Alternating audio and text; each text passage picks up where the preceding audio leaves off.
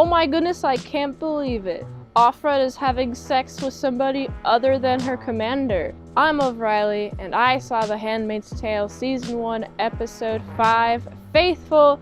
It is directed by Mike Barker, written by Dorothy Fortenberry. If you haven't seen this episode, I will spoil it for you. Why does she have sex with somebody other than her commander? The commander's wife goes to Nick. Nick, by the way, having a crush on her in the previous episodes, has just been very obvious about it. Looking around, ooh, where is she? Oh my goodness, I'm just looking at you. And also, Offred has been noticing this during the entire show. The commander's wife be like, okay, I think he might be infertile. Your time's almost up here, Offred. It's time for you to go have sex with somebody else. And I'm gonna be watching it. And so they go to Nick's house. Nick and Offred have really stale sex, and then they go about their day. I'm thinking, how long is the time period in which they bought Offred and they're about to ditch Offred? What did they have, 12 weeks or something? Speaking of the commander, it's time for ceremony again. I think it's been either 3 months or maybe this is the 3rd day of ceremony and there's a 5-day time period.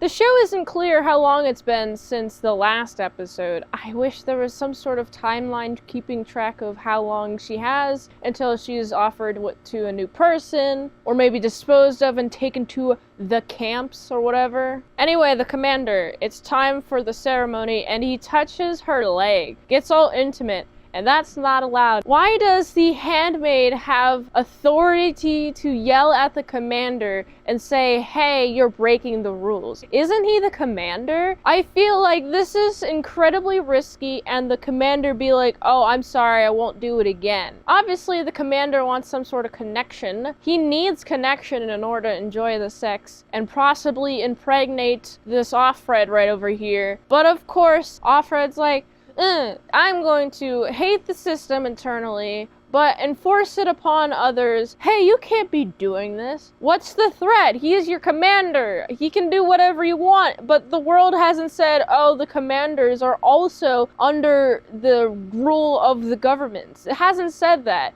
It's just has established that the commanders are rich and wealthy and they own the people. They own all the people, and especially handmaids are trying to have more rich babies, all that fun jazz. That's what this world has established. It has not established the commanders are under lock and key and guns.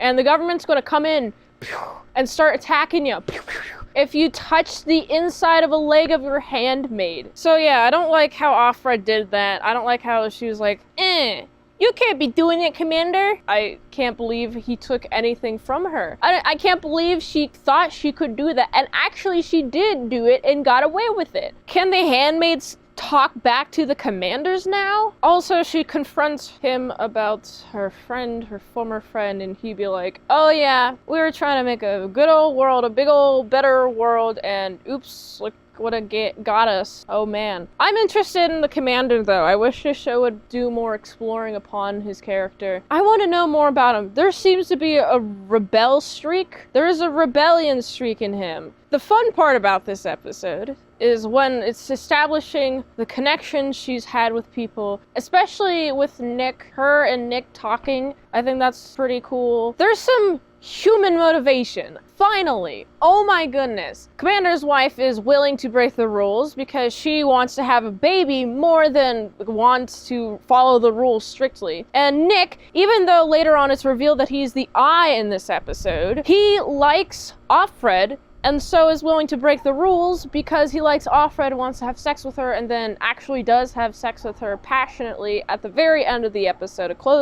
The episode closes with her going to Nick's house, and then they have some passionate sex. I'm like, oh my goodness, some humanity. Oh my goodness, it took 5 episodes for any humanity to come forward. I can't believe it took that long. Let's go back to my favorite part of the episode, though. Offred's friend, by the way, she's back from being genitally mutilated, and she's talking to Offred, and Offred be like, hey, what's this thing? And, you know, friend's like, well, come join us. What's interesting about Offred, she seems to be the type of person that's very 1 foot in, 1 foot out, and is very much acting like this throughout the entire episode. But she seems to have a curious streak about her, so she definitely wants to learn more. And then that friend, you know what she does? She grabs a car that was open, hijacks it, starts spinning in circles, driving in circles. What's your plan? Obviously, there's a bunch of police officers there, so they stop her.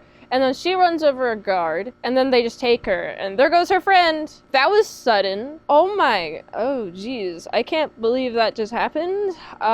There's a little bit of rebellion there, but that was at a scale in which it's not effective at all. You just kind of look stupid, and no one's going to think about you anymore. Obviously, Offred's going to think about her, and that's going to be the catalyst in which her rebellion happens. Now it's time for color time.